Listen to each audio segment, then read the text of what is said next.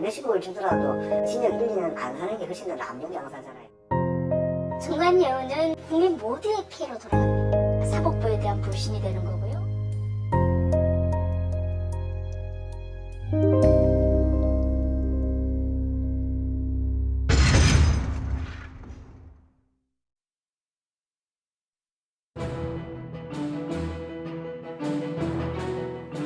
안녕하십니까, 유석현입니다. 시청자 여러분들께서 가끔 제게 이런 말씀을 하십니다. 국민신문고에 사회부조리나 병폐 등이 나오는 모습을 보면 화병이 생길 것 같다고 말이죠. 화병은 옥스퍼드 영어사전에 그대로 표기될 만큼 한국인에게만 나타나는 특이한 질환인데요. 조만간 단어 하나가 더 추가될 것 같습니다. 바로 전관예우입니다. 우리나라에서만 통용되는 부끄러운 기록, 안타깝지만 짚고 넘어가야 할 이야기를 오늘 국민신문고가 거리낌 없이 꺼내보겠습니다.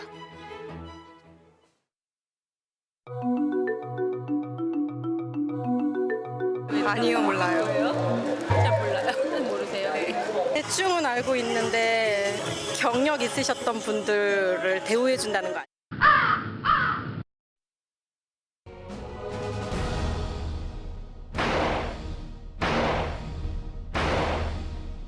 안중근 의사에게 암살당한 일본의 정치가 이토 히로부미. 귀족 이토 히로부미는 일본 유신의 신하로 지금은 관직을 떠나 있지만 전관예우를 받는다. 일본 외교문서에 따르면 그는 나라에 이바지한 공을 인정받아 일선에서 물러난 뒤에도 혜택을 받았다고 기록되어 있습니다. 고위관직에 있던 사람에게 퇴임 후에도 재임 때와 같은 예우를 베푸는 일. 현재 우리가 사용하는 전관예우의 시초인데요. 하지만 일하지 않고 받는 돈은 불의와 결탁한 결과가 되곤 합니다. 우리나라 최초의 대형 법조 비리는 약 20년 전으로 거슬러 올라갑니다. 의정부 지방법원에서 근무하던 판사가 변호사 개업 후 2년 반 만에 일대 200건이 넘는 형사사건을 독식했는데요. 검찰 수사 중 현직 판사 15명에게 수백만 원의 금품을 전달한 정황이 포착됐습니다. 이른바 의정부 법조비리 사건으로 시작된 전관예우 파문은 2년 뒤 대전에서 또다시 발생했습니다. 부장검사 출신의 변호사가 사건 수임을 위해 현직 판검사, 법원 직원, 경찰 등 300여 명에게 소개비를 건넨 기록이 공개됐는데요. 수사 결과 금품을 받은 검사만 25명이라고 밝혀져 온 나라를 충격에 빠뜨렸습니다. 그날 방각 운동장에 놀러 나갔습니다. 이미 들어와서 그리고 지난 2011년 다른 사람한테 말하면 대한민국을 분노의 도가니로 몰아넣었던 영화 도가니를 기억하십니까? 그런 일을 당했는데 도대체 이게 누구 소관이란 말이에요? 가차없이 법대로 집행하겠습니다. 지금 이 손 놓을 수 없어. 광주에 있는 청각 장애인 학교에서 교장과 교사들이 5년 동안 청각 장애 학생을 상대로 성폭행과 학대를 저지른 실화를 바탕으로 만들어졌는데요. 400만 명이 넘는 관객을 동원하며 실제 사건이 다시 조명됐습니다. 그리고 영화가 개봉된 이듬해 수사상 과실, 관리감독 소홀을 이유로 국가 상대 손해배상 소송이 제기됐는데요. 당시 피해자 측 변호를 맡았던 이명수 변호사는 2006년 수사 시작 단계부터 석연치 않은 점이 있었다고 말합니다. 법원에서 갓 나온 변호사님이 수임되었었다. 그래서 무혐의가 되고 집행유예 받았다라는 그런 의혹들은 제기되었었죠. 피해자들도 그러고 대책위도 그러고 이 정관의 영향에 의해서 인하학교 측에 상당한 입김이 작용했다. 그래서 형이 낮게 유야무야 처리되었다라고들 말하고 있는 거죠. 광주지방법원장 출신의 박모 변호사는 2006년 퇴임 후 사건 초기 가해자 측 변호를 맡아 2심에서 행정실장의 징역 1년형 선고를 도왔습니다. 행정실장이 피해자들에게 가한 행위를 따져봤을 때 상상할 수도 없는 낮은 형량이라는 의문이 제기됐습니다. 이때는 도관이란 영화가 나오기 전이었습니다. 하지만 2011년 영화가 개봉되고 사회적 공분이 일어난 뒤 최종 결과는 달라졌습니다. 대법원에서 8년 확정이 됐지만 그 8년이라는 형도 너무너무 낮죠. 20년 이상은 나와야 되는 그런 범죄 행위입니다. 정관예우는 법원, 검찰에서는 없다고 하지만 실제 존재하고 있습니다. 그것들이 결국은 우리 국민 모두의 피해로 돌아갑니다. 사법부에 대한 불신이 되는 거고요. 전관예우는 언제부턴가 잊을만 하면 재발하는 법조계 고질병이 되어버렸습니다. 물론 전관 출신을 포함해 2만 명이 넘는 대한민국 모든 변호사에게 해당하는 얘기는 아닐 겁니다. 전관예우가 그들만의 리그라고 불리는 이유입니다. 성실하게 일하고 정당한 수임 대가를 받아서 정말 변호사가 할 수 있는 정상적인 변론 활동으로 그 재판을 수행하는 변호사 입장으로서는 굉장히 박탈감, 상실감, 그리고 부당성을 굉장히 많이 느끼거든요. 그 담당 판사를 아는지, 담당 검사를 아는지, 개별적으로 접촉할 수 있는지에 대해서 문의하는 의뢰인들이 아직도 많습니다. 누구나 알고 있지만 누구도 말하지 못하는 이야기. 전관예우라는 막장 드라마 속에는 의뢰인과 변호사 외에 또 한 명의 주인공이 있습니다. 바로 외근 사무장으로 불리는 법조 브로커입니다. 취재 중 우리는 이런 일에 깊숙이 관여한 강모 씨를 어렵게 만날 수 있었습니다. 그가 들려준 이야기는 충격적이었습니다. 브로커가 일단 사건을 가져와요.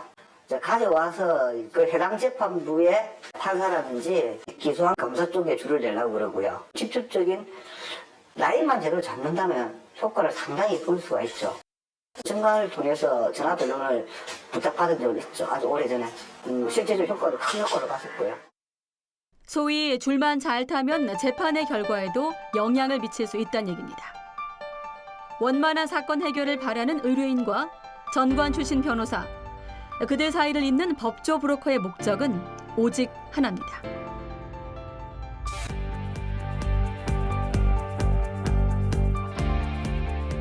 브로커가 대부분 가격을 설정하는 걸로 알고 있고요. 예를 들어 10억을 받는다고 그러면은 뭐 2억이든 3억이든 자기 목을 계산하고 작은 사건들도 뭐 정관을 운운하는 경우가 있는데 그런 건 크게 사실은 효과가 없고 현실적으로 브로커의 사기일 가능성이 높아요. 실제적으로 아무런 작업도 하지 않고 기대 심리만 부추겨서 돈을 갈취하는. 철저하게 각자의 이익을 위해 얽힌 이들의 관계. 언뜻 보면 법조계 사정을 잘 모르는 의뢰인이 피해자처럼 보일 수도 있습니다. 하지만 실상은 그렇지 않다고 합니다. 권력이 있으신 분들은 자기가 직접적인 상황을 당한다든지 이러면 다 찾는 걸로 알고 있거든요. 돈 많은 사람들한테 몇십억을 주더라도 자기가 징역 1, 2년 안 사는 게 훨씬 더 남는 장사잖아요. 그죠? 2016년 대한민국에서 일어나는 위험한 거래. 우리는 지금 전관예우지국에 살고 있습니다. 인간적인 그런 애절이라고 하는 덕목을 취하는 것은 바람직한 일이죠. 그런데 지금 우리가 전관예우 현상에서 말하는 예우는 그런 게 아니지 않습니까? 그래서 즉 법치주의로서의 대한민국의 기틀을 위협하는, 즉 관행이라고 하는 미명 아래 그런 비리, 특혜가 자행되고 있는 것이기 때문에 악성의 그런 전관 특혜는 당연히 전관 범죄라고 불러야 되는 것이고요. 그게 정확한 명칭입니다.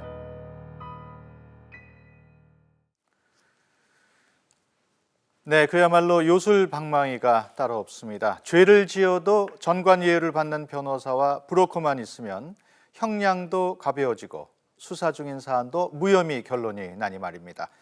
오늘 도움 말씀 주실 분들 소개해드립니다.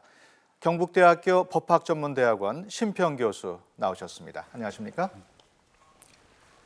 네, 대한변호사협회 강신업 공보이사 그리고 취재를 맡은 이광현 기자입니다. 안녕하십니까? 네, 안녕하십니까? 네, 오늘 좋은 말씀 부탁드립니다. 시청자 여러분께서도 방송 보시면서 샵 0024로 다양한 의견 보내주시기 바랍니다.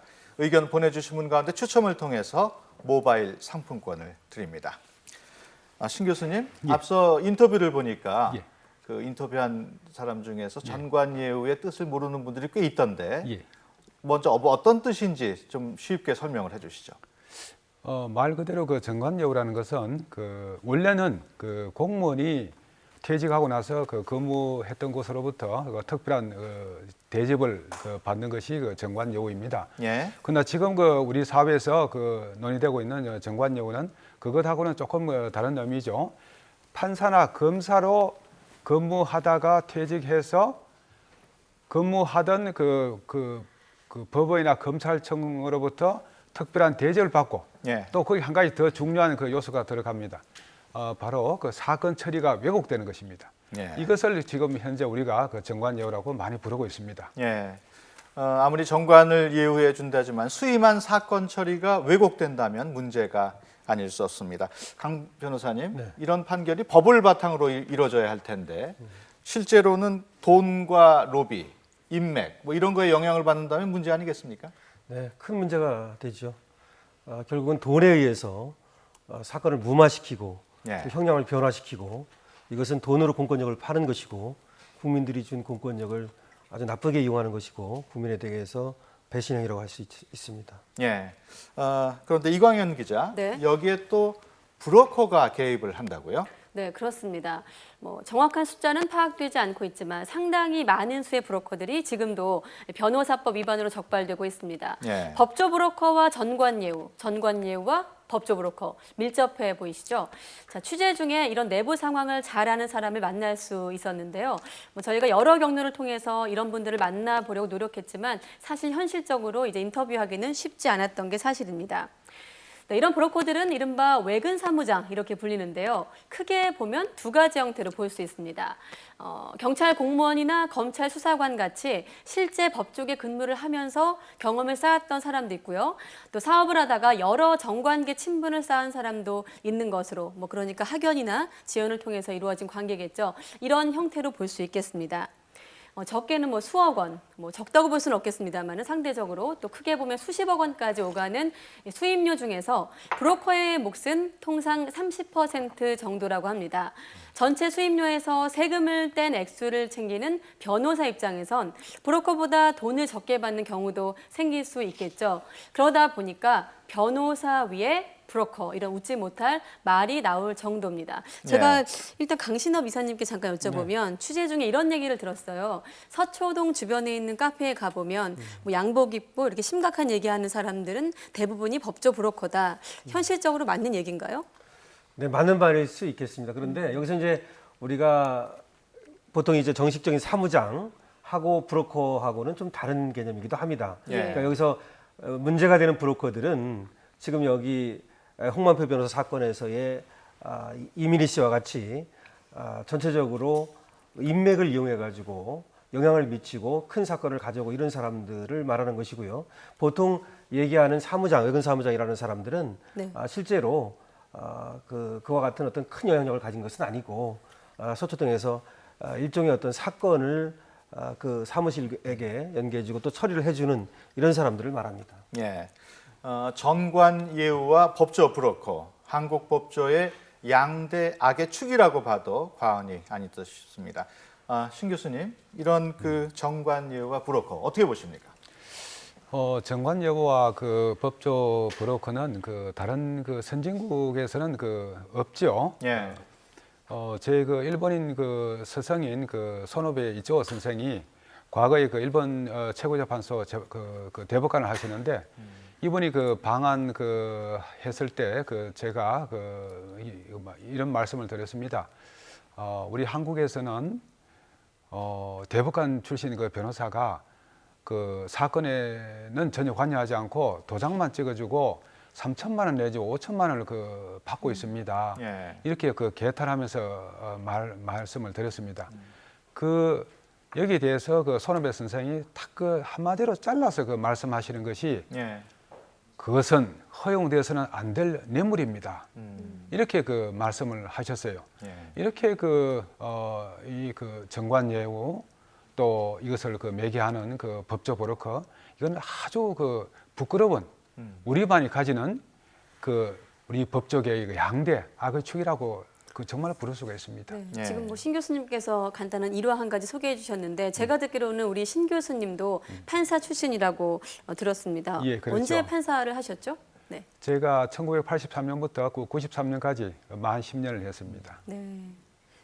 사법부의 제가 또 듣기로는 사법부의 뭐 부패 척결, 전관예우 타파를 주장하시다가 여러 지역에서 판사 활동을 하셨다고 들었습니다. 예. 그러시다가 법복도 벗게 되셨다 이런 얘기도 들었는데 그때 일화도 좀 간단히 소개해 주세요. 제가 어느 언론에다가 법조의 부패 현상을 지적을 하면서 이런 걸 정풍을 해야 되지 않겠나. 네. 그러면서 제가 아주 잘못을 하나 저질렀죠. 그 당시만 해도 판사실에서 봉투가 오고 가고 하는 돈 봉투를 말합니다. 그런 현상이 있었는데 그것을 지적을 하니까 사법부 고위층에서 이건 도저히 묵과할 수 없다. 그렇게 해서 제가 법관 제명에서 탈락되었습니다. 예. 어떻게 보면은 내부 비리를 고발하신 건데 예. 좀 후회하거나 그러진 않으십니까? 글쎄 그 후에 제가 짧지만 변호사를 하면서 성공적인 변호사 생활을 했고 그 후에 또 17년간 지금까지 교수 생활을 하면서 지금까지 나름대로 업적을 쌓아오고 또 인정을 받아왔습니다. 그런 면에서 그럭저럭 만족하고 있습니다. 예, 알겠습니다. 샵 0024로 전관예우에 대한 여러분의 다양한 의견 받고 있습니다. 여러분의 많은 참여 부탁드립니다. 신문고 돌발 퀴즈. 법을 대표하는 상징물로 양손에 저울과 칼을 들고 공정하게 벌을 주기 위해 두 눈을 가린 여신상의 이름은 무엇일까요? 1번 자유의 여신상, 2번 정의의 여신상, 3번 승리의 여신상. 정답을 아시는 분은 샵 0024로 보내주세요. 10분께 상품권을 보내드립니다. 많이 참여해주세요. 무죄, 무전유죄라는 이런 잘못된 관행을 사회적 약자에게 법이 정의로운 방패가 되어주는 사회를 법이 엄정하게 공정하게 지켜질 때 그렇게 100억이 되고 뭐 50억이 되고 그렇게 금액을 받고 한 거잖아요. 불합리하다고 생각이 들어요. 보통 사람은 상상도 할 수 없는 금액이잖아요. 뭔가 법보다 돈이 더 우선인 사회 같은 느낌이 들고 우리 같이 일하는 사람들은 세상 살 기분이 안 나요. 지난해 시행된 한 설문조사에 따르면 우리나라에서 가장 시급하게 해결해야 할 범죄로 부정부패가 꼽혔습니다. 성폭력, 아동 대상 범죄, 절도와 같은 강력 범죄를 제친 결과인데요. 성폭력이 38.3%, 부정부패가 55%로 나타나고 있죠. 대통령뿐만 아니라 국민들도 그 심각함과 중요성을 느끼고 있다는 방증으로 보입니다. 우리 사회 부정부패의 원흉으로 지목돼 온 전관예우. 검사장, 고등법원 부장판사 출신 등 일정 직급 이상의 경력을 갖고 있는 변호사들은 암암리에 각별한 예우를 받아왔는데요. 단편적인 예를 보여줄 수 있는 전관 출신 변호사들의 몸값을 한번 살펴보도록 하겠습니다. 네, 먼저 20년 넘는 검사 생활을 바탕으로 법무부 차관을 지낸 정동기 전 청와대 민정수석. 2007년 검찰을 떠나서 대형 법무법인에서 7개월 동안 7억 원을 급여로 받았습니다. 이명박 정부 때 어느 기관보다 공명정대해야 할 감사원장 후보에 올랐다가 스스로 물러나기도 했죠. 네. 또 이 최연소 검사로 임용이 돼서 2003년 차떼기 대선 자금 수사를 진두지휘하며 국민검사라는 별명을 얻었던 안대희 전 대법관. 국무총리 인사청문회에서 대법관 퇴임 후 5개월 동안 수임료로 16억 원을 벌어들인 사실이 드러나 지명 일주일 만에 사퇴했습니다. 또 다음은 네이처 리퍼블릭 정은호 대표의 해외 원정 도박 사건 변호를 맡았던 최유정 변호사입니다. 단 2사건의 수임료로 70억 원을 챙긴 것으로 알려지고 있습니다. 자, 그렇다면 지금까지 공개된 전관 출신 변호사들의 몸값 가운데 최고로 꼽히는 사람은 과연 누굴까요? 바로 최유정 변호사와 함께 정은호 게이트에 연루돼서 검찰의 수사를 받고 있는 홍만표 변호사입니다.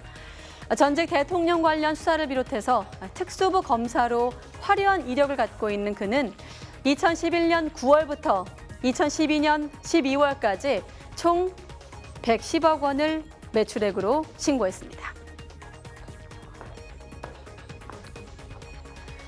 통계청 발표에 따르면 우리나라 약 2천만 임금 근로자의 올해 1월부터 3월까지 평균 임금은 241만 2천 원인 것으로 나타났습니다. 홍만표 변호사의 매출액을 월 평균으로 따져보면 약 6억 8,700만 원, 285배에 달하죠. 아마도 이 자리에서 많은 전관 출신 변호사들이 어둠에 가려진 진실을 밝혀내기 위해 존경하는 재판장님을 찾고 계시겠죠. 그분들에게 묻습니다.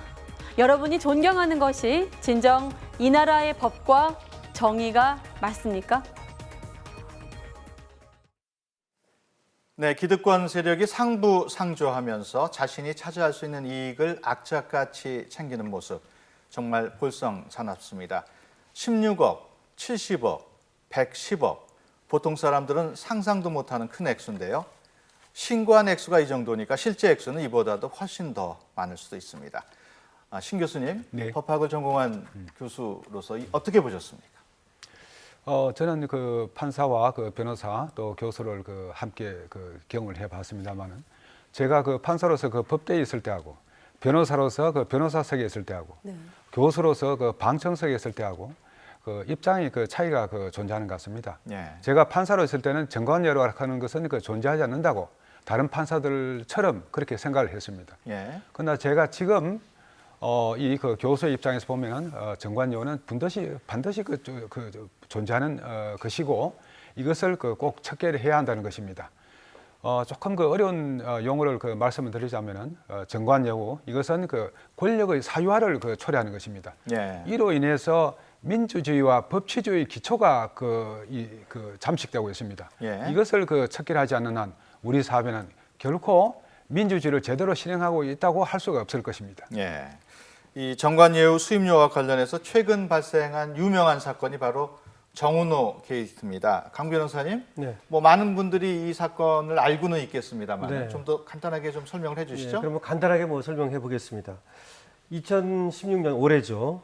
4월 12일이 이제 D-Day인데요. 이날 서울구치소에서 정은호 대표가 최유정 변호사를 폭행했다고 해서 이제 그것이 언론에 보도가 되고 4월 15일 그 3일 후에 최유정 변호사가 정은호 대표를 폭행으로 고소를 합니다.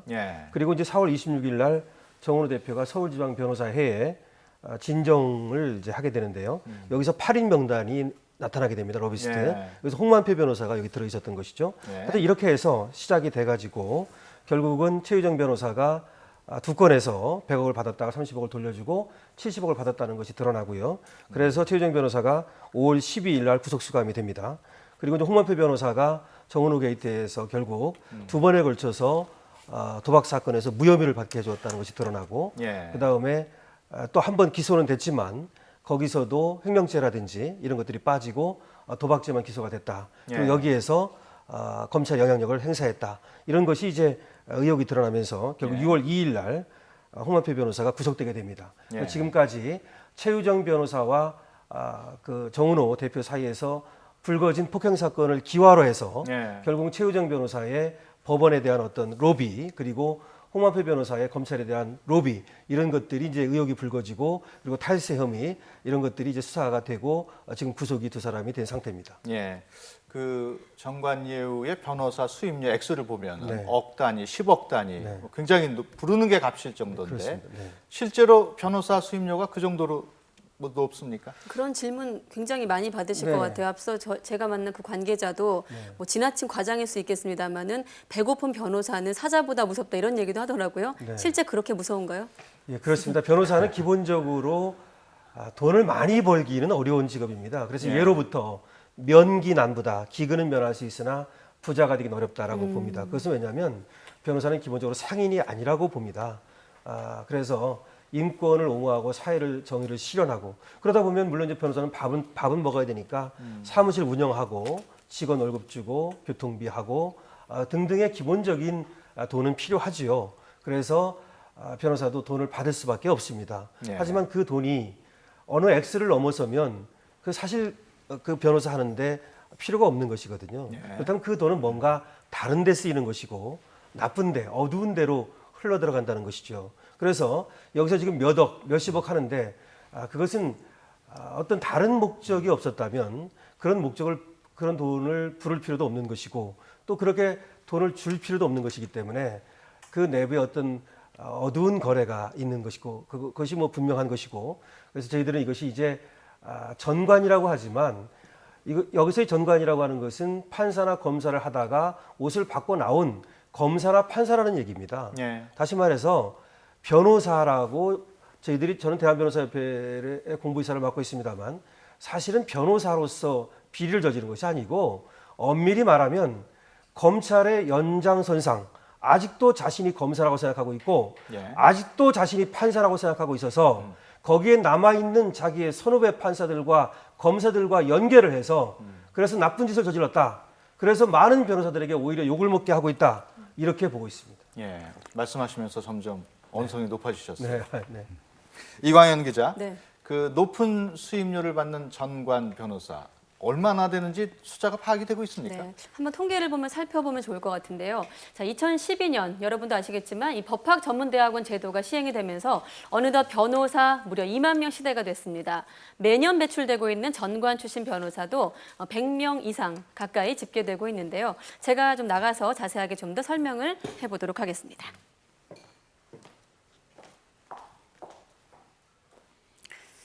네, 보여주시죠. 자, 먼저 우리나라에서 활동하고 있는 전관 출신 변호사 숫자를 먼저 보겠습니다. 2015년 10월 기준이고요. 2015년 10월 기준 전관 출신 변호사는 3,358명으로 집계되고 있습니다. 현직 판사 수도 한번 볼까요? 자, 2,908명. 판사 수보다 전관 출신 변호사가 한 500명 정도 더 많은 셈이 되죠. 한 가지 자료를 더 보겠습니다. 대검찰청에서 매년 발표하는 이 법조계 부조리 사범 단속 현황이란 것이 있는데요. 자, 여기서 눈여겨볼 것이 한 가지 있습니다. 민형사 사건 브로커가 차지하는 비율인데요. 자, 무려 60%에 육박하고 있습니다. 그러니까 정리를 좀 해보면 판사 수보다 많은 전관 출신 변호사, 또 매번 단속에 걸리는 브로커들. 자, 강신업 이사님, 이 숫자들 어떻게 우리가 좀 이해해야 할까요?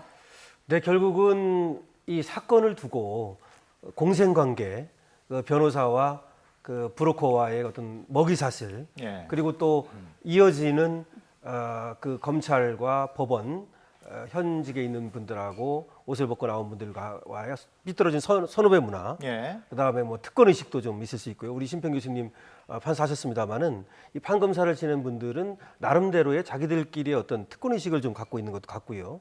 삐뚤어진 동료애도 좀 갖고 있는 것으로 보입니다. 하여튼 이렇게 해서 거대한 어떤 하나의 먹이를 두고 먹이사슬, 공생관계가 돼서 부풀려지고 그래서 자기들끼리 하나의 예를 들면 이렇게 볼 수 있겠습니다. 사기 사건이 하나 일어났다고 칩시다. 이거 이승철 자문 대표 이 사람도 지금 사기를 했는데요. 지금 뭐 조입할 사건이지 않습니까? 이렇게 몇천억, 뭐 많게는 또 뭐 몇조라고도 하죠. 이런 사기 사건이 일어나면 여기 일단 이제 그 사기꾼들이 돈을 먹지 않습니까? 근데 여기에 이제 브로커가 붙고 또 변호사가 또 잘못된 변호사들이 붙고 또 이 돈이 또 현직에게도 흘러 들어갈 수도 있고 이렇게 해서 그 국민들이 본 그 손해를 가지고 그 피해를 가지고 많은 사람들이 나눠 먹는 이런 어떤 공생관계가 있는 것이죠. 그렇군요. 그 정은호 게이트와 관련해서 불거진 문제가 또 있습니다. 바로 전화 변론인데요. 이 전화 변론 어떤 내용인지 강 변호사께서 좀 설명해 주시죠. 네, 전화 변론이라고 하는 것은 기본적으로 공식적으로 하지 않는 변론을 말합니다. 몰래 변론이라고도 하고요. 원래는 이제 자기가 선임이 되면 내가 이렇게 변호사 활동을 하게 됐다는 것을 검찰이나 법원에 변호사 선임계를 내게 되어 있습니다.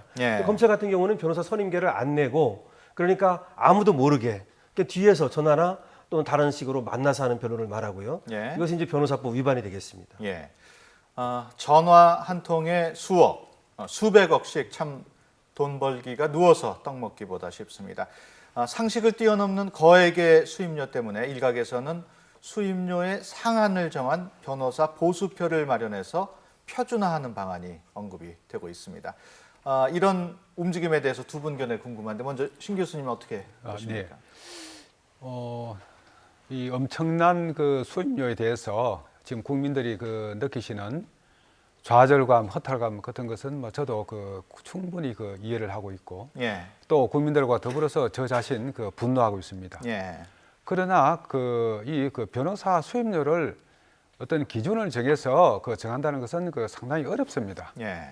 또 이것이 과연 가능할까 하는 그런 생각을 하는데 제가 말한 요지는 이것이 정관예우를 해결하는 하나의 수단으로 되기는 어렵지 않을까. 예. 또 그리고 우리가 미국에는 변호사가 아주 많죠.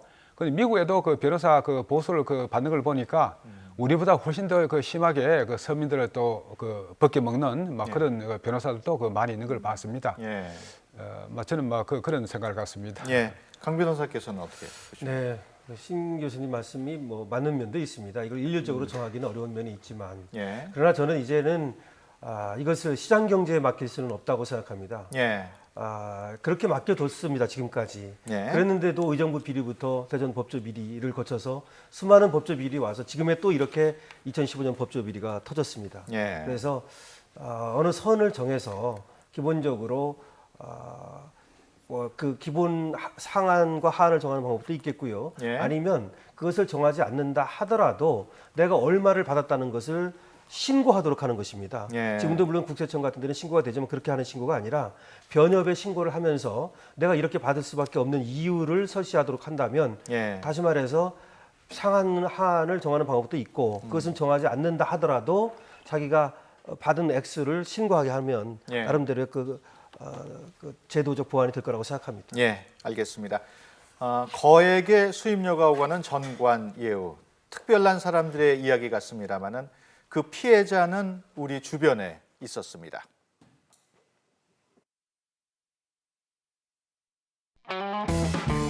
신문고 돌발 퀴즈. 법을 대표하는 상징물로 양손에 저울과 칼을 들고 공정하게 벌을 주기 위해 두 눈을 가린 여신상의 이름은 무엇일까요?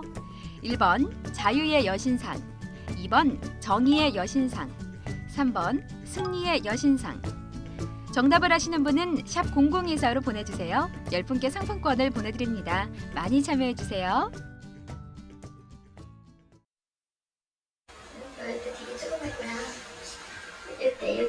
낮에는 기간제 교사로, 밤에는 학원 강사로 일하는 이모 씨. 그는 이혼 후 15년 동안 두 아들을 혼자 키웠습니다. 식당에 있을 때였거든요. 한 가정의 가장으로 악착같이 그리고 성실하게 살아온 세월이었습니다. 늘 시간에 쫓겼고 자주 끼니를 걸렀지만 그에겐 목표가 있었습니다. 저는 이사를 6번 했어요.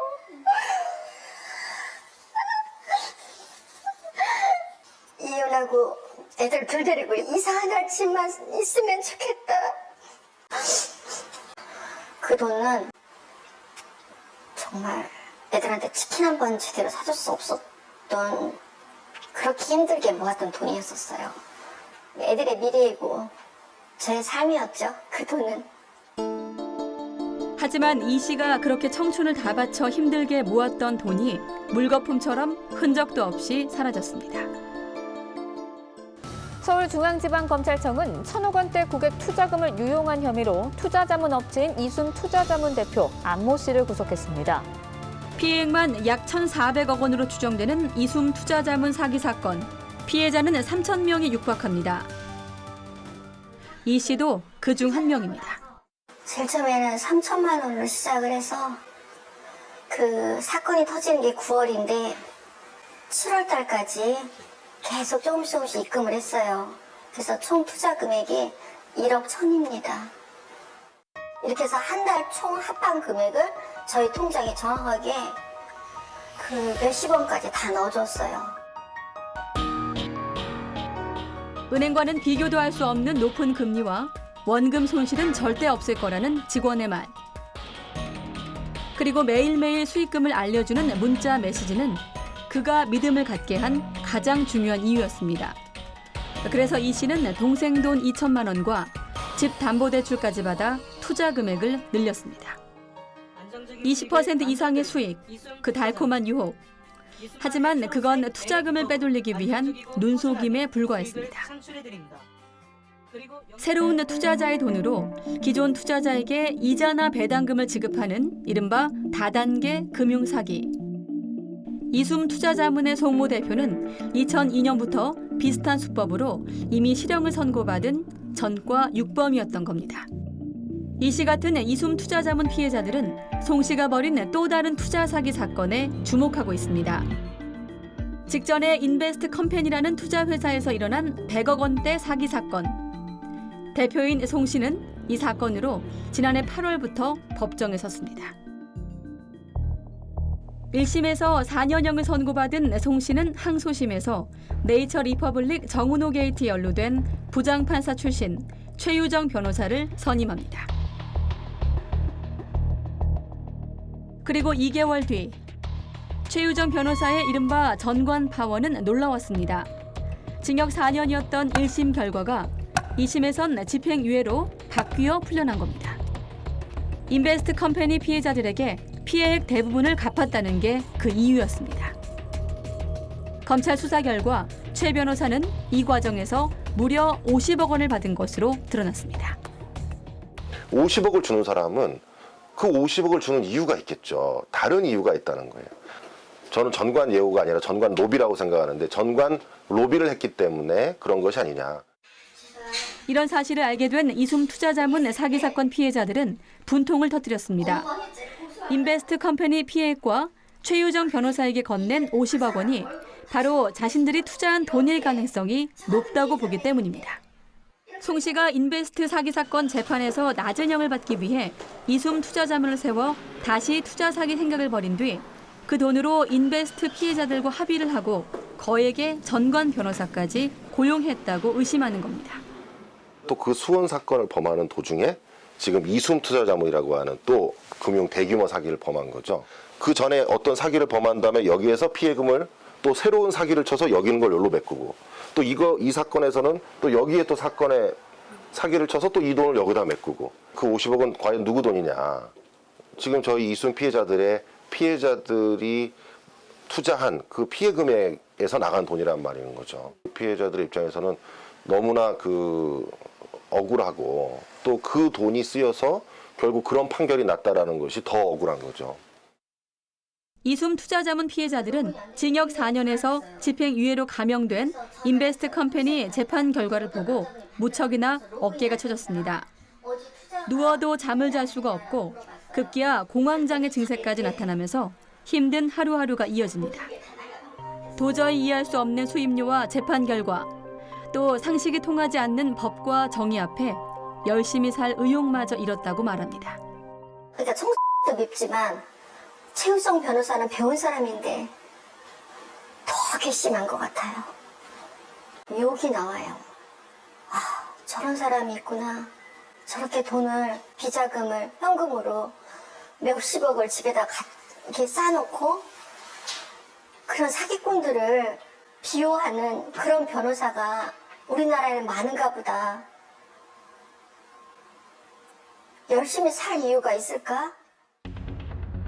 인베스트 컴퍼니 피해자들과 합의하고 50억 원짜리 전관 출신 변호사를 고용한 뒤 집행유예로 풀려났던 송 씨는 이숨 투자자문 사기 사건에서 벌인 혐의가 인정돼 징역 13년형을 받고 지금은 교도소에 갇혀 있습니다. 지난달 이숨 투자자문 사건 피해자들은 송모 씨와 공범들이 벌인 사건의 진실을 밝혀달라며 검찰에 탄원서를 제출했습니다. 하지만 인베스트 컴퍼니 재판에서 전관의 위력을 실감한 이숨 투자자문 피해자들은 요즘 걱정의 태산입니다. 정당한 판결이 나오지 않을까 봐 너무나 겁이 나요. 그리고 최유정 변호사가 받은 그 돈은 일반적으로 변호사가 받아야 될 수임료를 뛰어넘은 엄청난 액수를 받았어요. 송씨가 얼만큼 벌을 받고 최유정이가 어떻게 되는지 끝까지 관심을 갖고 좀 봐주셨으면 좋겠어요. 오로지 두 아들을 위해 밤낮 없이 모은 돈을 이숨 투자자문에서 하루아침에 날려버린 이 씨. 하지만 두 아들은 어머니를 원망하지 않습니다. 그리고 아직 희망을 포기하지 않았습니다. 대한민국의 정의는 법은 아직 살아있다고 믿기 때문입니다. 는 2,700명의 가슴에 칼을 꽂은 셈이고 최종 씨는 그 등지에 칼을 꽂은 사람입니다. 저는 믿어요, 법을 믿어요. 저는 종교가 없는데 법을 믿어요. 믿는 사람들을 배신하지 않았으면 좋겠습니다.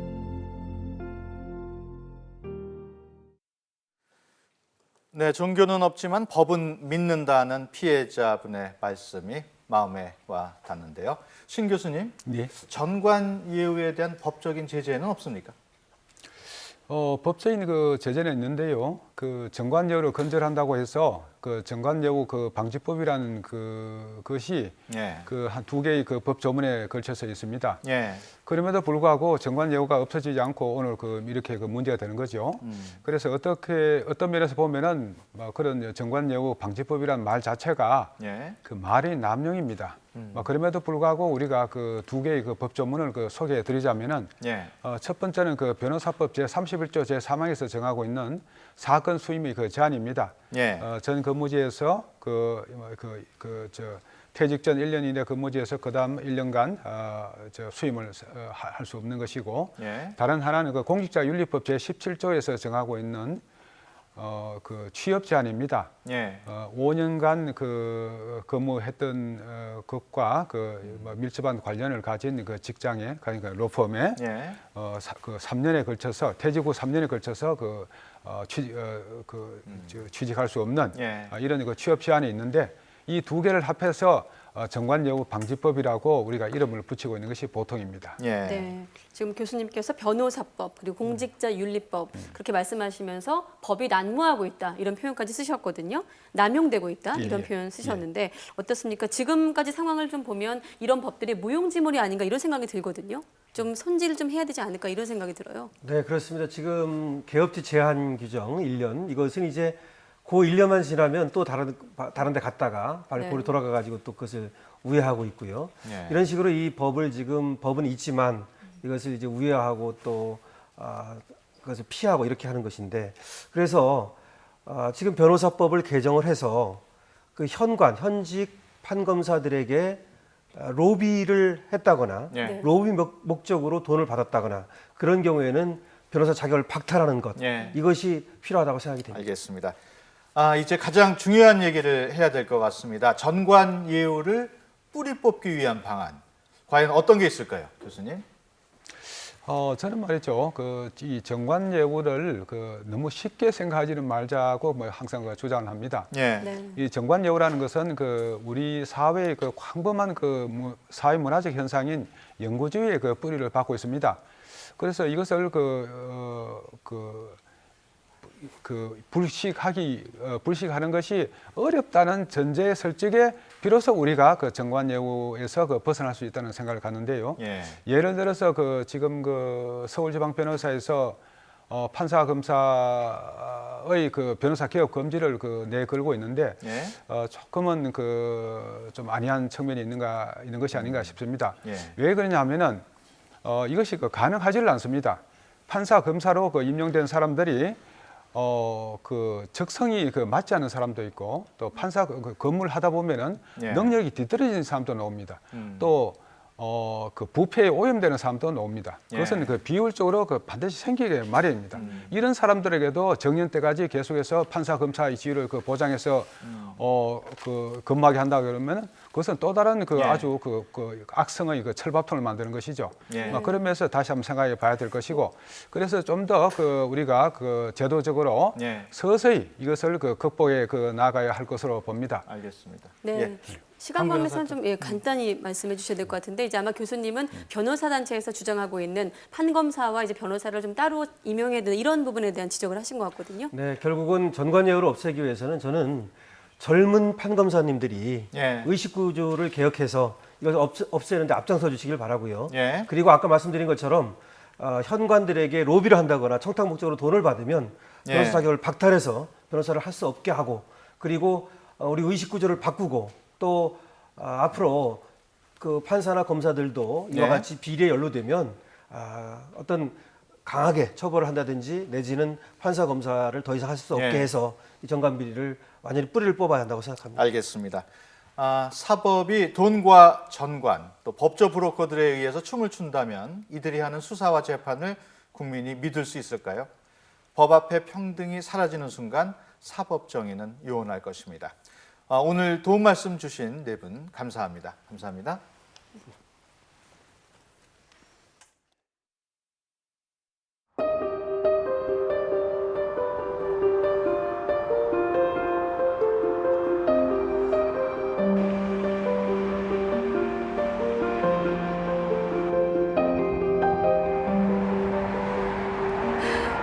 어떻게 살아야죠?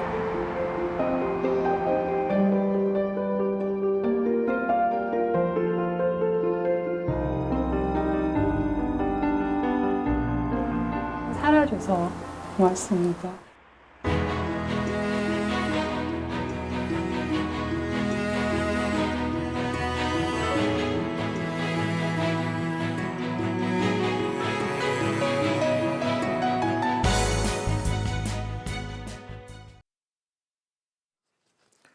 네, 전관이 받아야 할 진정한 예우는 돈도 명예도 권력도 아닐 겁니다. 사법 정의를 끝까지 지키겠다는 신념으로 어렵지만 가장 기본적인 약속을 지킨 전관에게 최고의 예우는 바로 사회적인 존경이 아닐까요? 저는 다음 주에 뵙겠습니다.